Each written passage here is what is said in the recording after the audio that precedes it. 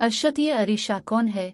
जब अरशद ने अरीशा का नाम सुना तो हक्का बक्का हो गया। को कौन अरीशा? अरशद हकलाते हुए बोला, वही अरीशा जिसको तुमने मेरी तरह मुझसे पहले इस्तेमाल किया है। मुझे नहीं पता, मैं नहीं जानता। अरशद नजरें चुराता हुआ नगीना से बात कर रहा था। बस बहुत हो गया अरशद, मुझे कभी पहले पता होता तुमसे शादी तो दूर तुमसे मिलन की भी गलती ना करती। क्या किया ना सोचा था मैं, मगर तुम ऐसे घटिया इंसान निकलोगे। नगीना रुपड़ी। नगीना मेरी बात सुनो, वो जो भी था एक हादसा था। अरशद नगीना के कंधे पर रखते हुए बोला, दूर रहो गंदे इंसान, मैं सब जान चुकी हूँ, अब तुम देखना कि क्या करती हूँ। नगीना ने अब पैकिंग करने लगी। रुक जाओ, मैं अकेला पड़ जाऊंगा, प्लीज रुक जाओ, अब इसका फैसला कोर्ट ही करेगा। मिस्टर अरशद, नगीना धमकी आमेज लहजे में बोलती हो अपने मैके चली गई।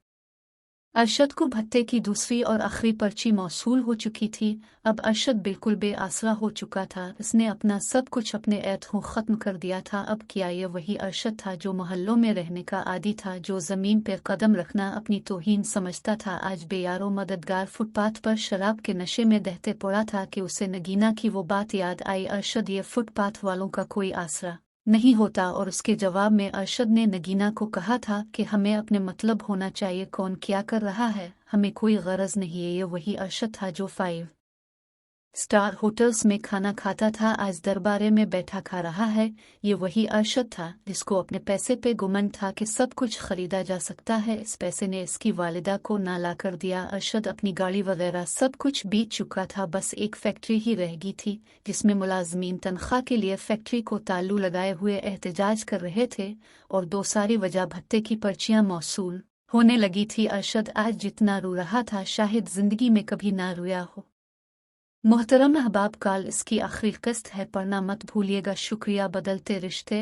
अब अरशद बिल्कुल अकेला हो गया था, ना नगीना थी और ना ही कोई दोस्त। एक छोटे से घर में रह रहा था, जो घर इसके वालिद ने अपनी हयात में इसके नाम करके चल बसा था। इसके बाद अरशद ना कभी इस मकान में रहा और ना ही कभी चक्कर लगाया, मगर अब उसे इसी घर में जिंदगी बसर करने लगा था। इसने बच्ची कच्ची दौलत मुलाजमीन को देने के बाद फैक्ट्री खोलने की दरख्वास्त की और फैक्ट्री कुछ हद तक चल पड़ी। अरशद सिफर हो चुका था। अरशद का ब्रांड कोई भी ना ले रहा था। अल्लाह वल्लाह कर के एक कंपनी का आर्डर बिक हुआ। काम शुरू होते ही अरशद ने अल्लाह का शुक्र अदा किया और कुछ परेशानी हल होने लगी।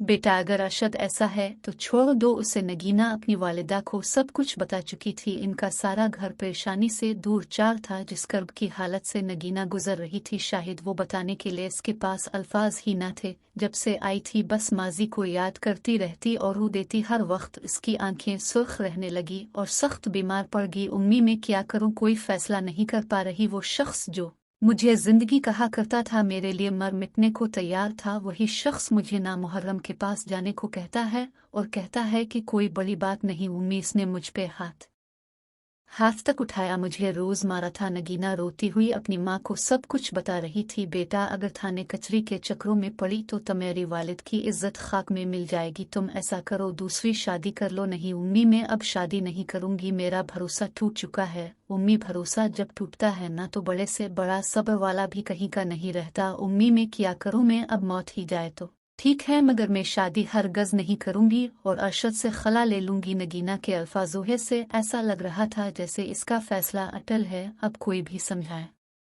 तो भी ना समझ पाएगी। अरशद ने कई बार मुआफ़ी भी मांगी, नगीना काफ ना मानी, मगर नगीना के दिल में मोहब्बत अब भी बाकी थी। वो इसके पुराने मैसेजेस पढ़ती और बिलक बिलक कर रोने लगती। इसका एक दिल करता कि अरशद को मुआफ़ कर दे, मगर अगले लम्हे ही उसे सब कुछ याद आने लगता। अरशद दिन में कई बार कॉल करता, नगीना अपना नंबर बंद कर देती और कोई जवाब ना देती। उसे ये भी फिक्र लाहिक थी कि न जाने किस हाल में होगा, कैसा होगा। उसे देखने की ट्रिप और फिर खुद पे किए गए जुल्म और सितम उसे सोचने समझने की सलाहियत खो चुकी थी।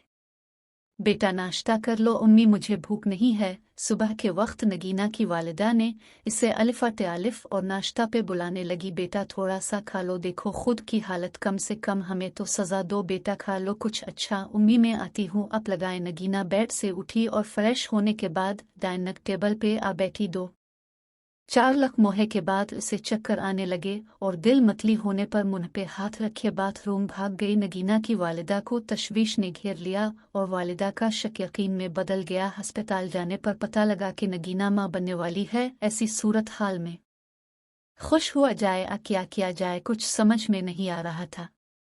बेटा अब क्या कहती हो इबर्शिन करवा लो अगर अरशद से ताल्लुक नहीं रखना तो। नगीना की उम्मी नगीना के पास बैठी महव गफ्तगू थी कि अरशद की काल आगीना चाहती हुए भी काल अलिफाटेन पड़ी। दूसरी तरफ से अरशद की रोने की आवाज़ आ रही थी, मुझे माफ़ कर दो, खुदा का वास्ता है, मुझे तुम्हारी ज़रूरत है। नगीना लूट आओ, मैं सुधर चुका हूँ। नगीना बोलो, जवाब दो। नगीना चुपचाप बातें सुन रही थी। नगीना का दिल चाह रहा था कि इससे बात करे मगर वो चाह कर भी कुछ बोल ना पा रही थी। अरशद अरशद नगीना ने दो लफ्ज़ बोले और मुंह पे हाथ कर माँ के गिले लगी और ज़ारो कतार रोने लगी। शाहिद काल कट चुकी थी।